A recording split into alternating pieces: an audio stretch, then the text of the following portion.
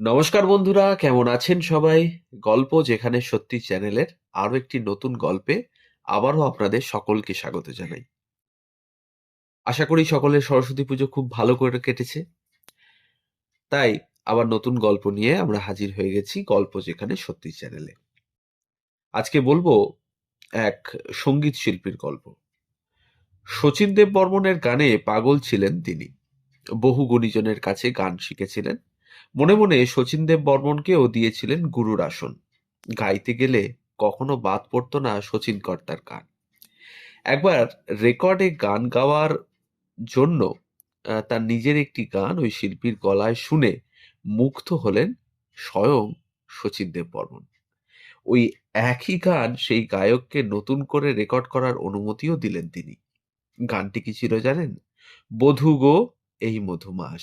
গাইলেনও তিনি। বাংলা গানের ইতিহাসে এমন ঘটনা অত্যন্ত বিরল। মরমী শিল্পী অখিল বন্ধু ঘোষ তার গানে স্পর্শ করেছিলেন গুরুপ্রতিম শিল্পীকেও। হ্যাঁ, আজকের গল্প অখিল বন্ধু ঘোষকে নিয়ে। 1920 সালের 20শে অক্টোবর জন্ম অখিল বন্ধু ঘোষের। অখিল বন্ধুর আদি বাড়ি ছিল নদিয়ার রানাঘাটের কাছে, কিন্তু আসলে তার বালির বিখ্যাত ঘোষ পরিবারের বংশধর তারা।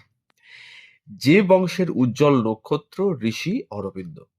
অখিল বন্ধুর বড় হওয়া চাক তার মামার বাড়িতে। মামা কালিদাস গুহর জন্যই সঙ্গীতের প্রতি ঝোঁক, এবং কয়েক বছর পর কলকাতার ভবানীপুরে চলে আসা, এবং সেখান থেকেই শিল্পী অখিল বন্ধুর গড়ে ওঠা সূচনা। প্রথম সঙ্গীত শিক্ষক মামা কালিদাস গুহ। কলকাতায় এসে তালিম পেলেন একে একে নিরাপদ মুখোপাধ্যায়, সঙ্গীতাচার্য তারাপদ চক্রবর্তী, পণ্ডিত চিন্ময় লাহিড়ীর মতো গুণীজনদের কাছে। সম্ভবত কিছুদিনের জন্য পণ্ডিত কেজি ঢেকানের কাছেও তালিম নিয়েছিলেন অখিল বন্ধু। শাস্ত্রীয় সঙ্গীতে গভীরভাবে দক্ষতা অর্জন করেছিলেন, কিন্তু পরিবেশনায় শাস্ত্রীয় সঙ্গীত তার ছায়াসঙ্গী হয়ে রইল, আলোয় প্রকাশ পেল না। নিজস্ব ধরনের আধুনিক বাংলা গানে তিনি হয়ে উঠলেন অনন্য। 1940-এর দশকে তখন কলকাতা টালমাটাল। আন্দোলন, দুর্ভিক্ষ, দ্বিতীয় বিশ্বযুদ্ধের প্রভাব, দাঙ্গা, দেশভাগ ইত্যাদি নানা কারণে। অন্যদিকে বাংলা গানের জগতে প্রতিভার ছড়াছড়ি। 1944-45 সাল থেকে কলকাতা বেতারে গান গাওয়ার মাধ্যমে শুরু হলো অখিল বন্ধু ঘোষের গানের যাত্রা। 1947 সালে প্রথম রেকর্ড। সন্তোষ মুখোপাধ্যায়ের সুরে গান দুটি ছিল এরকম: একটি কুসুম জবে এবং আমার কাননে ফুটেছিল ফুল। প্রথমটির গীতিকার অখিল বন্ধু ঘোষ নিজেই, এবং দ্বিতীয়টি ব্যোমকেশ লাহিড়ীর লেখা। এরপর কয়েকটি রেকর্ড পেরিয়ে 6 নম্বর রেকর্ডে, মানে 1953 সালে যেটি পাবলিশ হয়েছিল, ঝলসে উঠলেন অখিল বন্ধু ঘোষ। গৌরীপ্রসন্ন মজুমদারের কথায় গাইলেন মায়ামৃগ সম এবং কেন প্রহর না যেতে। সুরকার যথাক্রমে দুর্গা সেন ও দিলীপ সরকার। প্রথম গানটি যে শুদ্ধ ও কোমল ধৈবতের এক অদ্ভুত সংমিশ্রণে শুরু হয়, তা অখিল বন্ধুর কণ্ঠে অপূর্ব মায়া তৈরি করে। কি অনায়াস গায়ন ভঙ্গি, অথচ অসম্ভব জটিল পথে সুরের চলন, আবার বাণীর মর্যাদাও অক্ষুণ্ণ। এই রেকর্ড থেকেই প্রতিভার জাত চেনালেন শিল্পী অখিল বন্ধু ঘোষ। গানের মাঝে টুকরো তানকারিও করেছিলেন, কিন্তু সমস্ত কসরত ছাপিয়ে শ্রোতাকে ছুঁয়ে গেছে বিরহী মনের হাহাকার। খানদানি শাস্ত্রীয় সঙ্গীতে যিনি শিক্ষিত, ঠুংরি, কাজরি বা চৈতির সূক্ষ্ম কাজ যার গলায় অনায়াস, সেই তিনি কয়েকটি গানের সুর নির্মাণ ও গায়কিতে এমন এক অভিনবত্ব এনেছিলেন, যা তার আধুনিক মনস্কতা ও নিজস্বতার পরিচয়। যেমন পিয়াল শাখার ফাঁকে ওঠে, বা ওই যে আকাশের গায়ে, হে যেন কিছু মনে করো না। সাংগীতিক এক্সপ্রেশনের অন্যতম জাদুকর ছিলেন শিল্পী অখিল বন্ধু ঘোষ।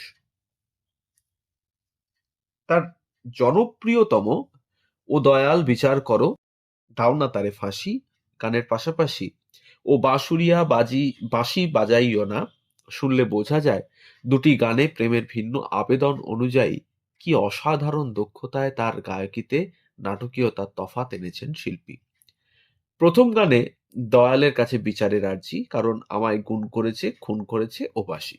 আর দ্বিতীয় গানটিতে বাঁশিকে থামতে বলার প্রাণপণ আরতি, কারণ আমি অনেক করেছিলেম তারে ভুলে, তুমি নতুন করে জাগায়ও না। বিরহী মনের আকুতিকে জটিল সুরে সাবলীলভাবে প্রকাশ করার অতুলনীয় ক্ষমতা ছিল তার, মানে অখিল বন্ধু ঘোষের। বাংলা রাগ প্রধান গানের জগতে অন্যতম উজ্জ্বল নক্ষত্রও ছিলেন তিনি। আজি চাঁদনী রাতি গো কেদার, জাগো জাগো প্রিয় ভাটিয়ার, বর্ষার মেঘ ভেসে যায়, সুরদাসী মল্লার, আমার সহেলি ঘুমায়, মারু বেহাগ।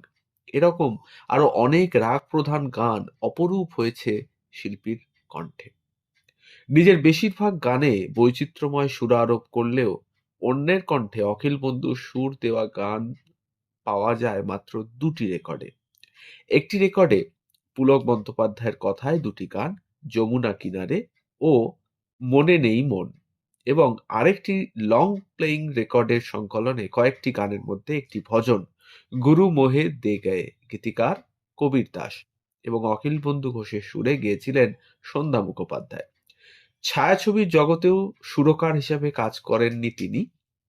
শুধু শ্রী তুলসী দাস ১৯৫০ এবং মেঘ মুক্তি ১৯৫২ ও বৃন্দাবন লীলা ১৯৫৮-তে ছবিতে অখিল বন্ধু ঘোষের নেপথ্য কণ্ঠ শোনা গেছে।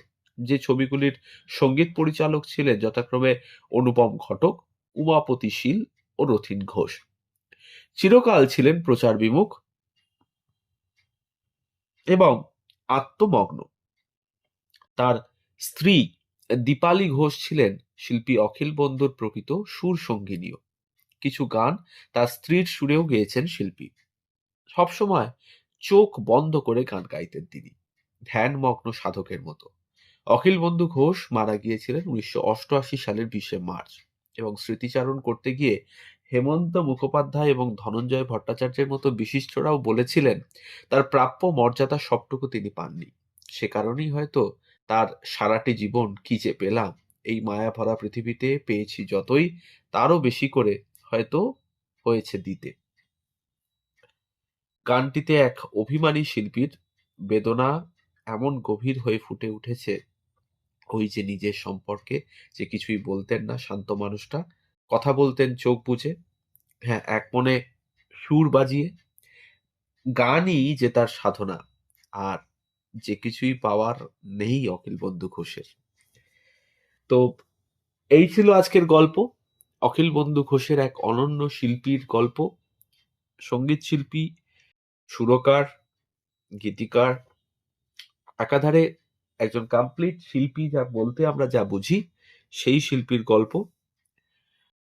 আমাদের গল্প যদি ভালো লাগে তাহলে আবারও মনে করিয়ে দিন, চ্যানেলে নতুন হলে সাবস্ক্রাইব করে একটু পাশে থাকবেন, বেল আইকনটিকে প্রেস করে নেবেন যাতে পরবর্তী গল্প খুব তাড়াতাড়ি আপনাদের কাছে পৌঁছে যায় তার জন্য।